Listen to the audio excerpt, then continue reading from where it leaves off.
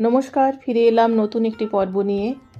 আজ শ্রীমা সারদা দেবী বই থেকে পাঠ করে শোনাবো আবির্ভাব পর্বটি।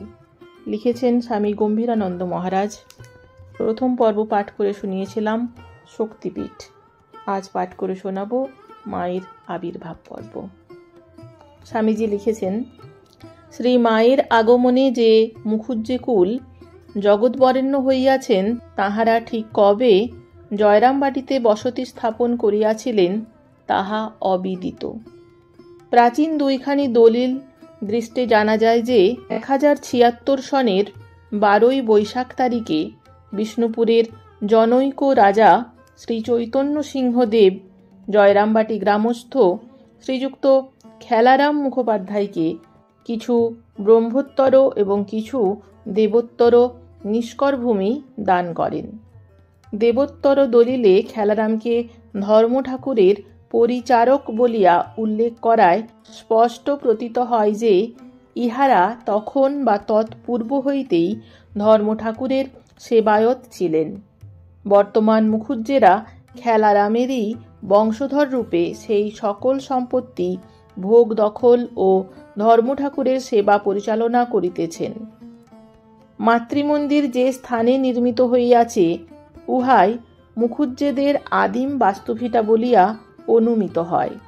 শ্রীমায়ের জন্ম এবং বিবাহ ওই বাটিতেই হয়। তাহার 9 বৎসর বয়স পর্যন্ত তাহার জনক জননী তথায় বাস করিয়াছিলেন। শ্রীমা বলিয়াছিলেন, পুরাণ বাড়িতে বিয়ে হয়। পুরাণ অর্থাৎ জন্মস্থানের যে বাড়ি, সেই বাড়িতে মায়ের বিবাহ হয়। মা বলছেন, আমার 9 বছর বয়সের সময় নূতন বাড়িতে আসি। নূতন বাড়ি অর্থাৎ বড়দা মামার বাড়িতে। ও বাড়িতে আর ধরে না। মাতৃমন্দির নির্মাণের জন্য মৃত্তিকা খননকালে ওই স্থানে যে কৃষ্ণ প্রস্তরের গৌরীপট্ট সমেত ক্ষুদ্রাকার শিবলিঙ্গ পাওয়া গিয়াছিল, উহা হয়তো এককালে মুখুজ্জে পরিবারে ভক্তি সহকারে পূজিত হইত। মুখুজ্জেদের জয়রামবাটিতে আগমনের সহিত পশ্চিমবঙ্গের এক ধর্ম বিপ্লবের ইতিহাস সংশ্লিষ্ট ছিল বলিয়া মনে হয়। বৌদ্ধ প্রাধান্য বিমুক্ত হিন্দু সমাজ তখন হয় অনমনীয় স্বভাব বৌদ্ধদিগকে সমাজে অপাংক্তেয় করিতেছে, না হয় উদার ভাবাপন্ন বৌদ্ধদিগকে তাহাদের দেবতাসহ নিজ অঙ্গে গ্রহণ করিতেছে। এই রূপে বৌদ্ধদের দেবদেবীরা ক্রমে হিন্দু দেবদেবীর সমাসনে বসিয়া হিন্দু পুরোহিতের পূজা পাইয়া থাকিলেন। সম্ভবত এই সূত্রেই মুখুজ্জেরা ধর্ম ঠাকুরের পূজা আরম্ভ করেন। গ্রামে আগমনের পর তাহারা গ্রামবাসী অপর হিন্দুদেরও যজন যাজনে ব্যাপৃত হন এবং তথায় ব্রাহ্মণ্য ধর্মের বিজয় পতাকা উড্ডীন করেন। পুরুষানুক্রমে রাম মন্ত্রের উপাসক মুখুজ্জে বংশে জাত শ্রীযুক্ত রামচন্দ্র মুখোপাধ্যায় ইষ্টনিষ্ঠা, সদাচার, লোক কল্যাণ সাধন ইত্যাদি সদ্গুণের জন্য গ্রামবাসীদের বিশেষ শ্রদ্ধাভাজন ছিলেন। যথাকালে তিনি শিহর নিবাসী শ্রীযুক্ত হরিপ্রসাদ মজুমদারের কন্যা শ্রীমতী শ্যামাসুন্দরী দেবীর পানি গ্রহণ করেন। শ্যামাসুন্দরী দেবীও পতিরই অনুরূপা ধর্মপ্রাণা ছিলেন। তাহার সরলতা, পবিত্রতা ও দৃঢ়চিত্ততার কাহিনী এখনও লোকমুখে প্রচলিত আছে। এই ভক্ত দম্পতিরই গৃহ আলোকিত করিয়া শ্রী শ্রী মাতা ঠাকুরানী সারদামণি দেবীর আবির্ভাব হইয়াছিল। পিতা ও মাতার বিষয়ে শ্রীমায়ের মুখ হইতে মধ্যে মধ্যে যে সামান্য 2-1টি কথা বাহির হইত, তাহাতে একদিকে যেমন তাহাদের অমল চরিত্রের সুন্দর পরিচয় পাওয়া যায়, অপরদিকে তেমনি জনক জননীর প্রতি মায়ের অগাধ ভালোবাসার আভাসও পাওয়া যায়। মা বলিতেন, আমার বাপ মা বড় ভালো ছিলেন। বাবা বড় রাম ভক্ত ছিলেন। নৈষ্ঠিক, অন্য বর্ণের দান নিতেন না। মায়ের কত দয়া ছিল, লোকদের কত খাওয়াতেন, যত্ন করতেন, কত সরল। মা আবার বলিতেন, বাবা তামাক খেতে খুব ভালোবাসতেন।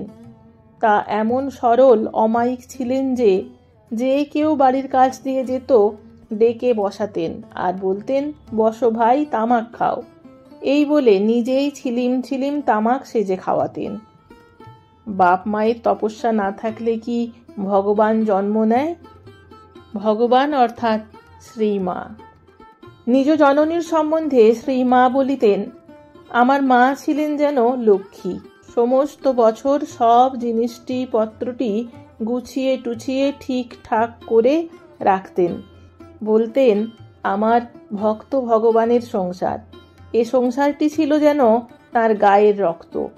কত করে এটি ঠিকঠাক রাখতেন। রামচন্দ্রের 3 কনিষ্ঠ সহোদর, ত্রৈলোক্যনাথ, ঈশ্বরচন্দ্র ও নীলমাধব, তাঁহারই সহিত এক পরিবারে বাস করিতেন। এই পরিবারে অর্থ সচ্ছলতা কোনো দিনই দেখা যাইত না।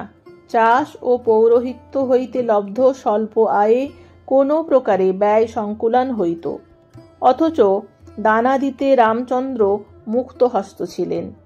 ইহার প্রমাণ আমরা পাইব। একবার শিহর গ্রামের উত্তরপাড়ায় পিতৃগৃহে অবস্থানকালে শ্যামাসুন্দরী দেবীর উদরাময় হয়। তিনি অন্ধকারে এল্লা পুকুরের পাড়ে শৌচে যান, কিন্তু বেলগাছের নিচে বসিয়া পড়েন।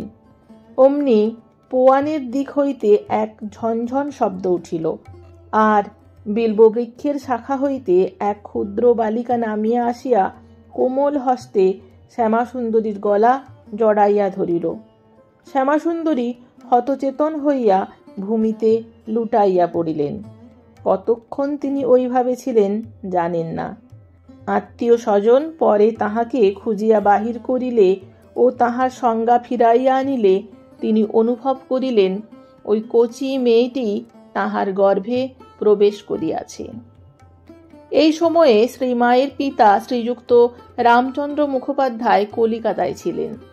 কলিকাতা গমনের সংকল্প গ্রহণের পূর্বে একদিন মধ্যাহ্ন ভোজনের পরে তিনি সংসারের অভাব চিন্তায় ক্লিষ্ট হৃদয়ে নিদ্রাভিভূত হইয়া স্বপ্নে দেখেন একটি হেমাঙ্গী বালিকা তাহার পৃষ্ঠপরি পড়িয়া কোমল বাহুপাশে তাহার কণ্ঠ বেষ্টন করিয়াছে। বালিকার অসামান্য রূপ ও মূল্যবান অলঙ্কার সহজেই তাহার অসাধারণত্বের পরিচয় দেয়। অতি বিস্মিত রামচন্দ্র সত্যই প্রশ্ন করিলেন, কে গো তুমি?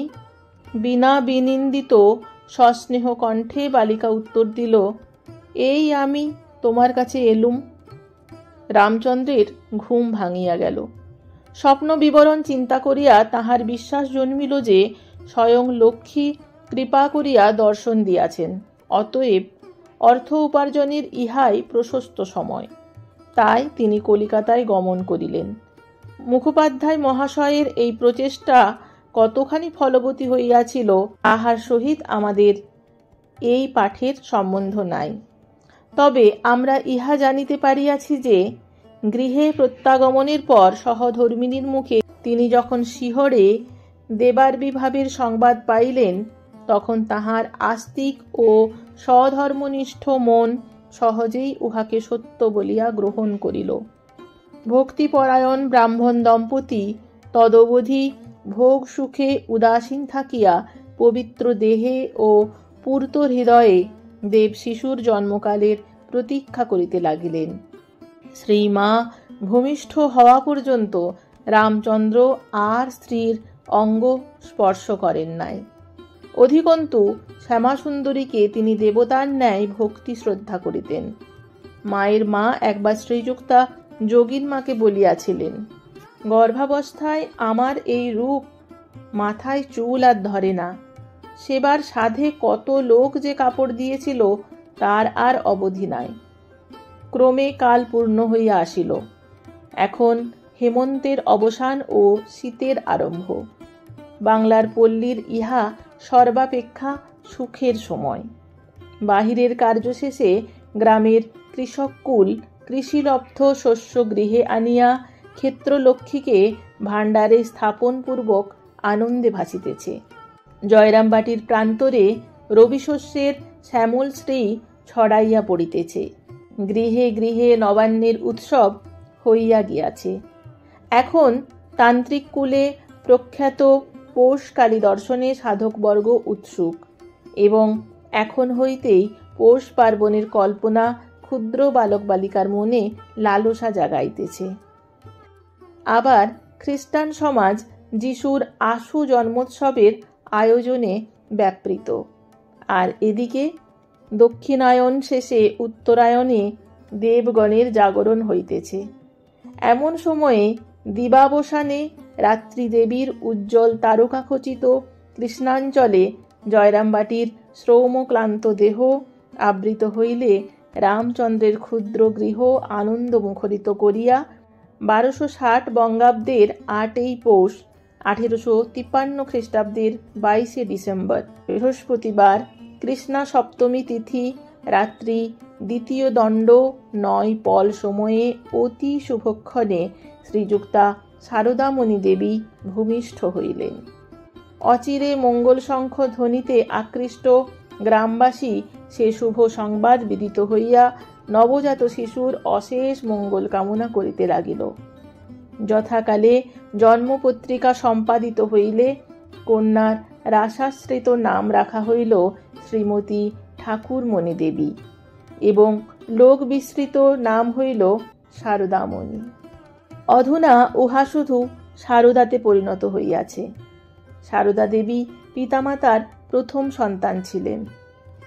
পরবর্তী অংশ পরবর্তী পর্বে পাঠ করে শোনাবো। ভিডিওটি কেমন লাগলো সবাই কমেন্ট করে জানাবেন। সবাই ভালো থাকবেন, সুস্থ থাকবেন। ধন্যবাদ।